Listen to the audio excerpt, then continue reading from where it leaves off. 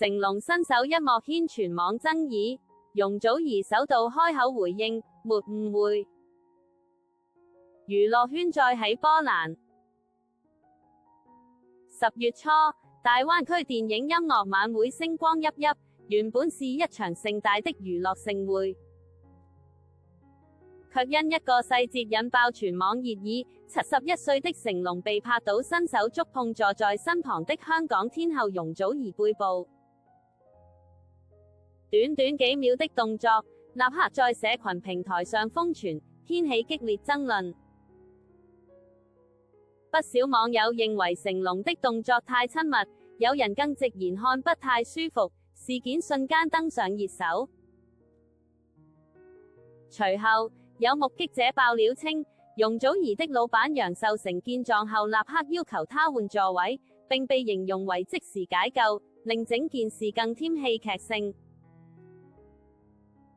然而，事件的真相似乎並非如此。日前容祖兒與 RSA 蔡卓妍一同出席活動，被媒體追問摸背事件時，她首度開口回應：我沒有誤會，你想我解釋嗎？我都不知道為什麼會有誤會出來，我完全沒感覺。一旁的 RSA 也即時緩頰，外界太捕風捉影了啦。容祖兒的回應相當淡定，並沒有表現出任何不快，還強調雙方沒有誤會。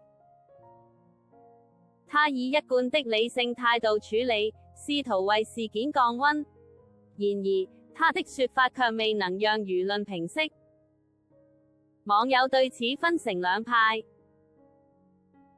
支持者認為外界反應過度，影片看起來根本沒什麼，應該只是提醒他要換座位。楊受成上前後，成龍只是禮貌性拍拍他，媒體太愛放大了。但也有人依然不買賬，質疑再怎麼說也不該隨意碰觸女生背部。成龍身為前輩應該更注意肢體界線，即使是誤會，也讓人覺得不妥。值得注意的是，這已非成龍首次因肢體互動惹爭議。過去他在公開場合中，也曾被拍到與多位女星互動過於親近的片段，引發網友討論。這次事件因此被視為舊話重提，讓他再度成為輿論焦點。對比之下，容祖兒的反應顯得大氣而冷靜。他沒有選擇激化矛盾，而是以輕描淡寫的方式處理，展現出身為一線天后的成熟風度。也有粉絲替他抱不平，他只是想專心唱歌工作，卻被捲入這種話題。儘管事件看似逐漸平息，但成龍摸背這幾個字仍在網絡上持續發酵。不少網民希望成龍方面能出面說明，以還原現場真相。